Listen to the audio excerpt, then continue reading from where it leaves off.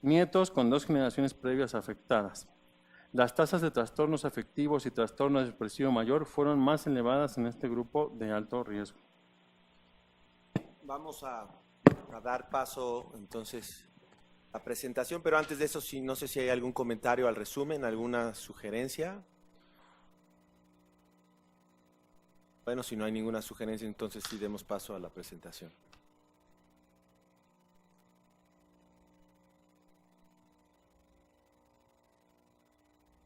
Buenos días, yo soy Manuel Hernández, residente de segundo año.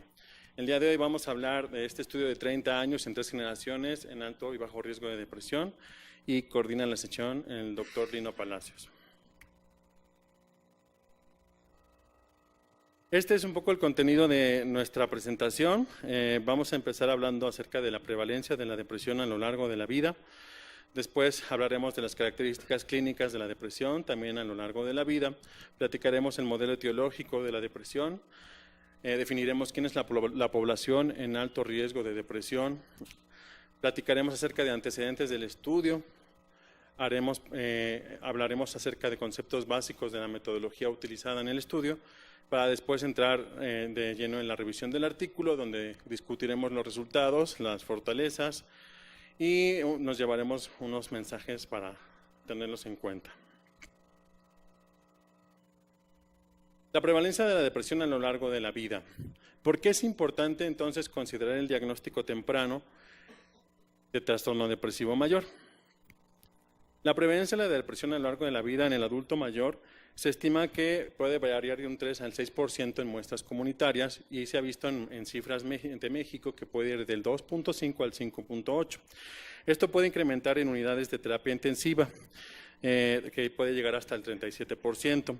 Incluso se ha reportado en la literatura que hay de un 8 a un 16% de pacientes adultos mayores que experimentan sintomatología depresiva clínicamente significativa. Y la mayoría de ellos, del 5 al 10% de estos síntomas, son concomitantes con enfermedades médicas. En el adulto tenemos una prevalencia estimada del 16.2% a lo largo de la vida, con una proporción que es 2:1 para las mujeres.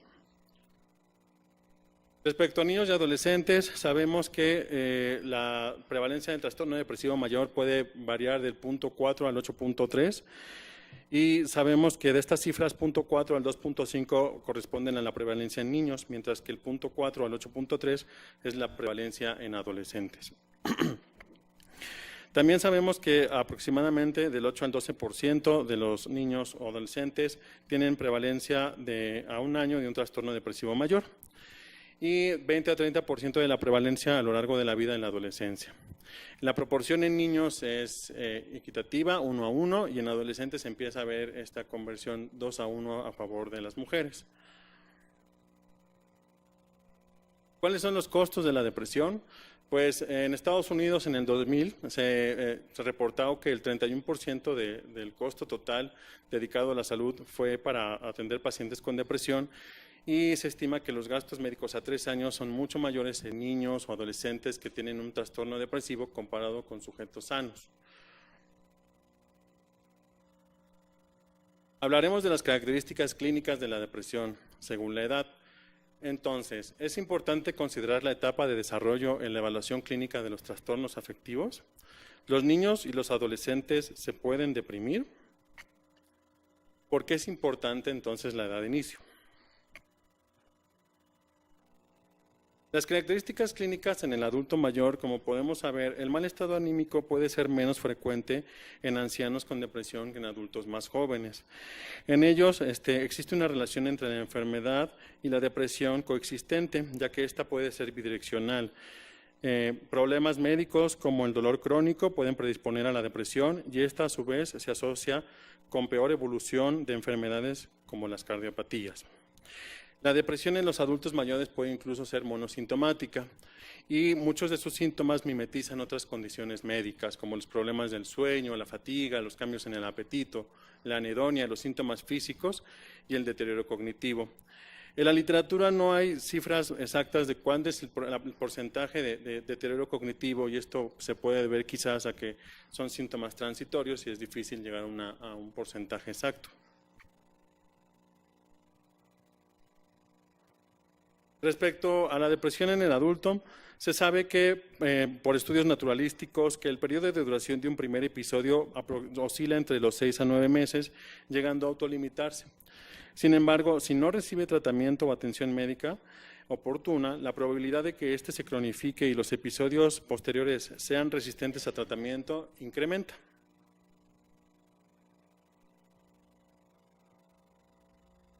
Hablando de niños y adolescentes, sabemos que dentro de las características clínicas tenemos que los niños, la depresión puede caracterizarse más por síntomas somáticos, mientras que en los adolescentes esto puede tornarse más, convertirse en el síntoma pivote de la irritabilidad.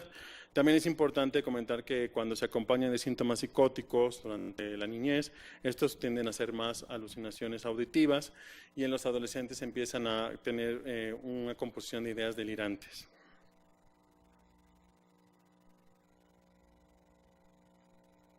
En este estudio que se realizó en el 2002 con una muestra clínica de adolescentes, se reprobó que los síntomas de depresión, o les llamaban síntomas subumbrales o prodrómicos, estaban relacionados con un trastorno depresivo mayor a largo plazo. 50% de los casos debutaron de entre los 14 y los 29 años y tener síntomas depresivos predecía 2 veces más riesgo de padecer un trastorno en el eje 1 y 6 veces más riesgo de 2 diagnósticos en el eje 1 en la adultez temprana. También tenían riesgo incrementado para consumo de alcohol.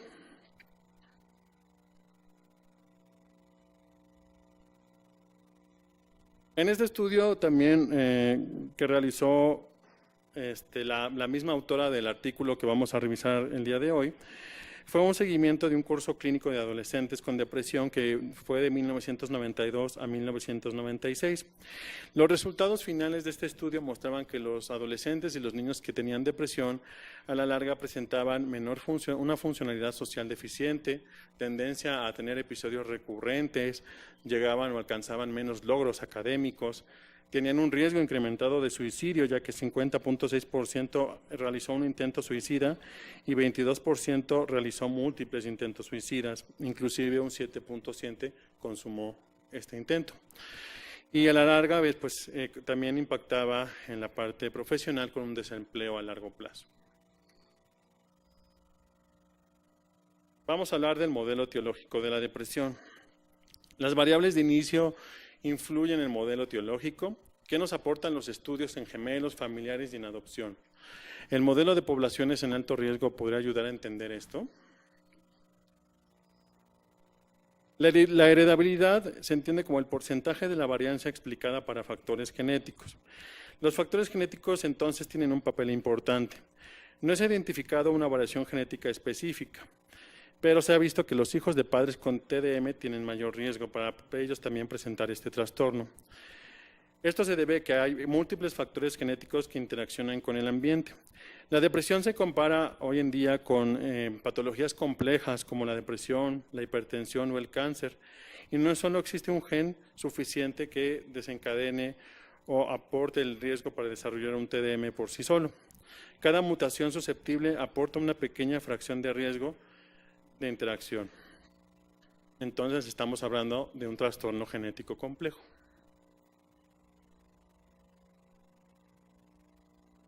Si la heredabilidad tiene que ver entonces con el porcentaje de la varianza relacionados con genes que explican la enfermedad, el modelo expone distintos factores. Aquellos genes principales y genes de menor impacto interactuando con factores ambientales, como los factores prenatales, la deprivación, el duelo, el estrés, las catástrofes naturales, guerra, soporte social inadecuado, e incluso nutrición, ejercicio, efecto de las drogas y enfermedad médica que desencadenan los síntomas. Como decíamos, no hay una evidencia de una asociación genética específica. Sin embargo, cuando la varianza explicada por factores genéticos en estudios transversales que oscila entre el 31 al 42%, se recalcula o se ajusta en estudios longitudinales, tomando en cuenta el error de medición, ya sea sistemático o aleatorio, este nos habla de que la heredabilidad del trastorno depresivo mayor puede incrementar hasta un 70%, sobre todo en episodios de depresión recurrente.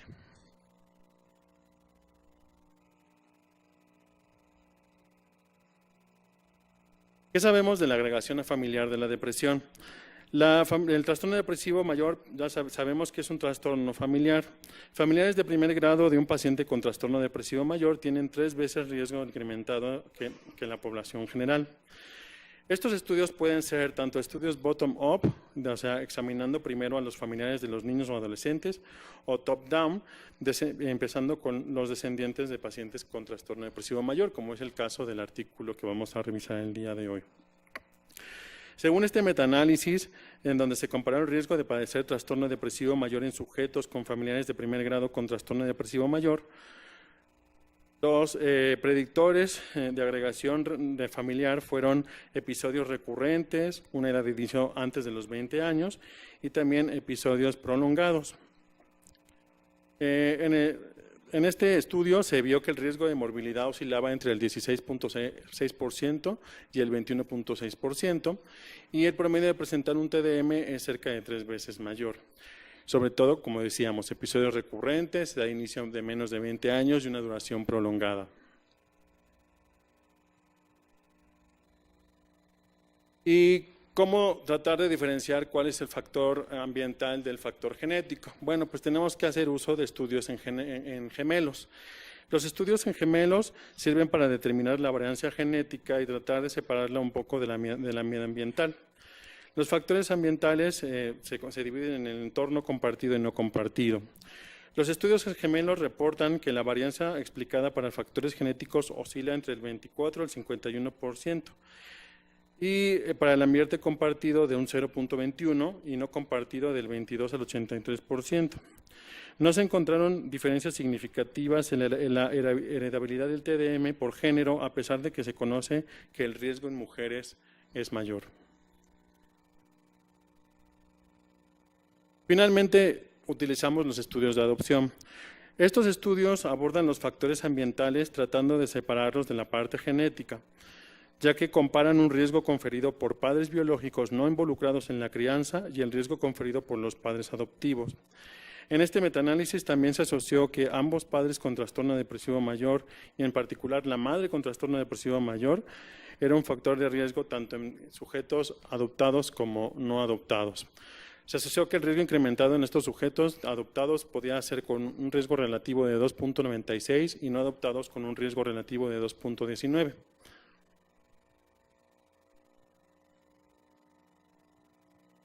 Retomando un poquito lo que platicábamos acerca de los genes candidatos, un estudio original que habla acerca de uno de ellos es el de Caspi en 2003, en donde se planteaba que el gen transportador de serotonina podía tener 2 variantes.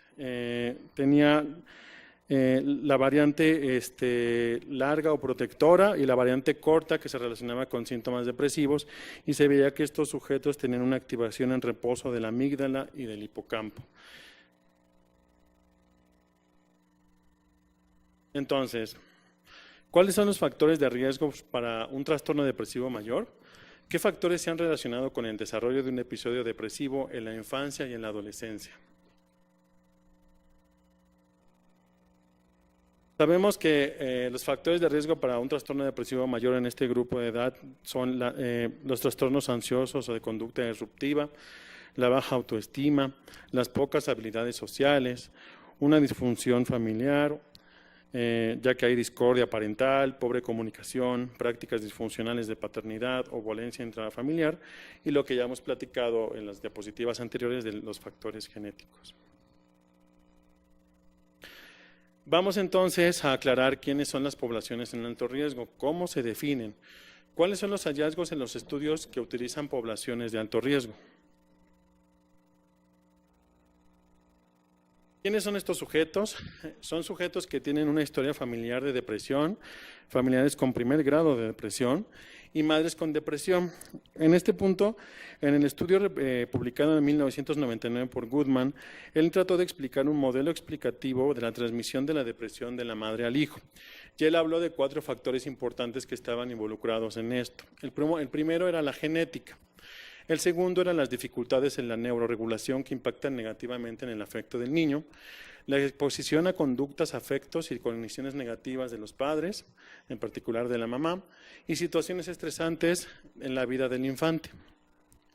También se considera como alto riesgo en depresión a aquellos que tienen padres con depresión recurrente o padres con depresión antes de los 30 años. Entonces, es importante para nosotros buscar factores de riesgo en los hijos de nuestros pacientes para poder llevar a cabo una intervención temprana, una ventana de oportunidad.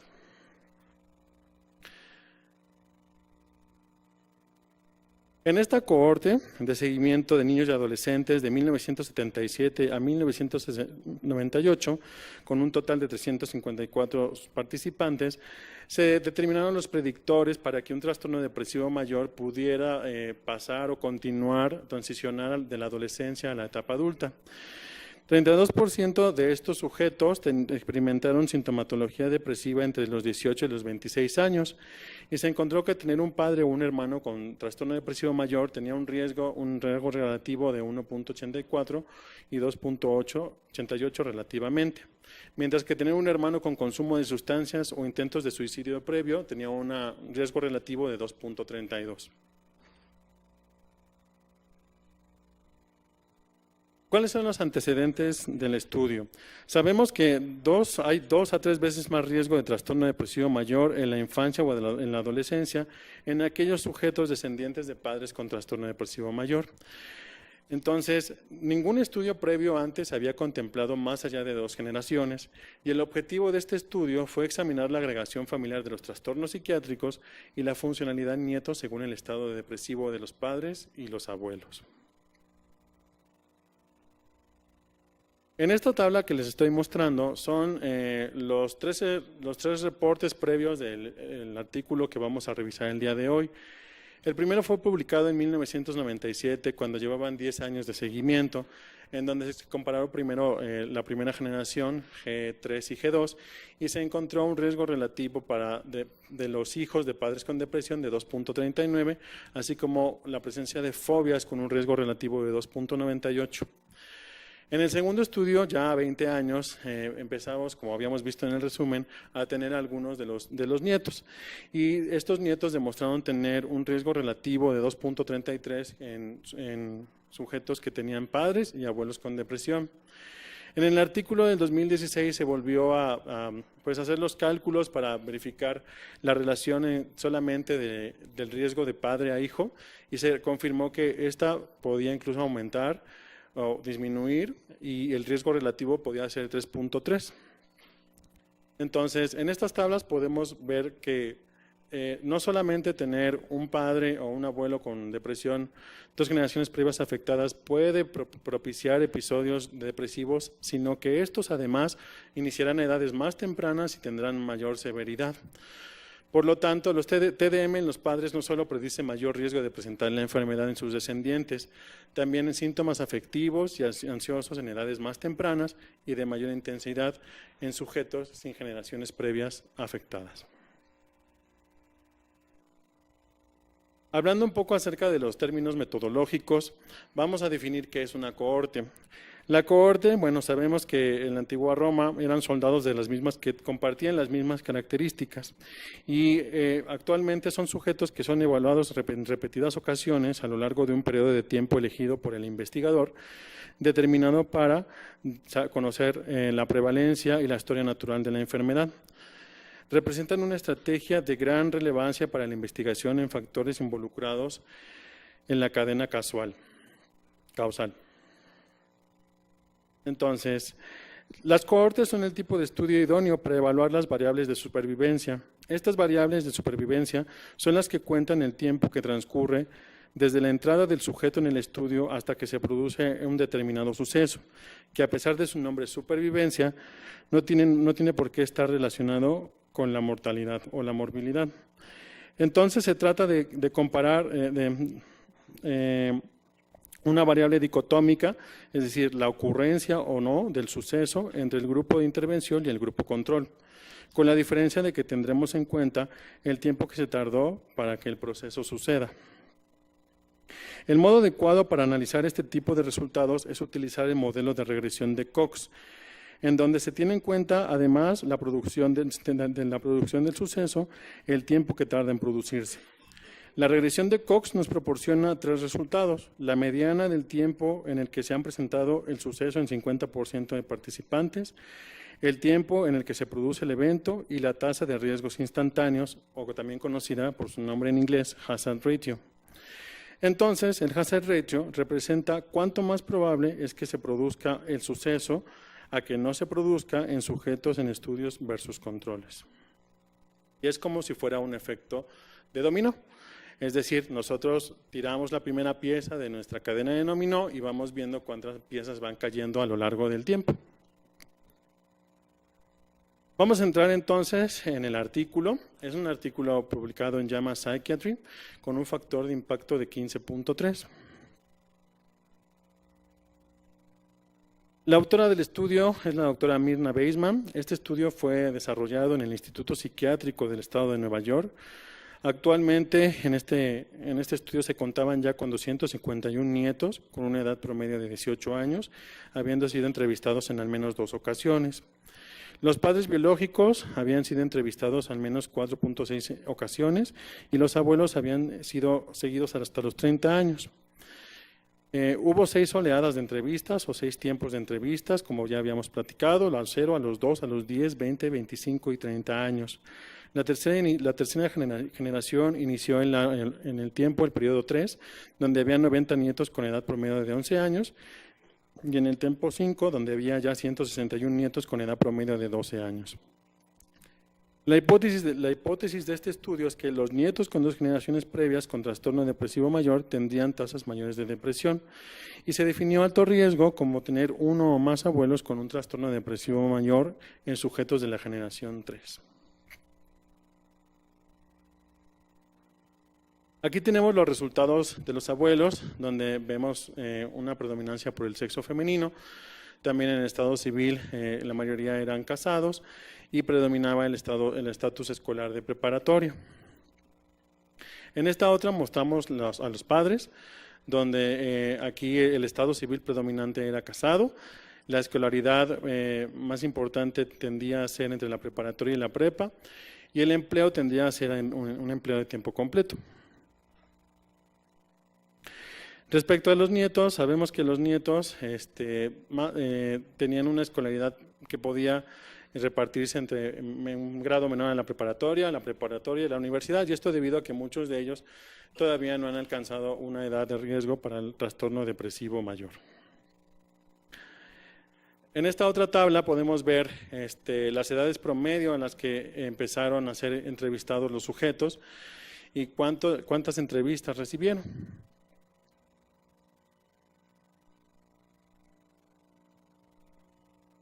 Hablando de los resultados acerca de cuando se hizo el análisis de la depresión de los nietos con los padres, es decir, la G3 con la G2, se hizo el modelo y se descubrió que al hacer un ajuste por sexo, los valores clínicos significativos tendrían que ser con el trastorno depresivo mayor, que llegaba a ser del 2.04.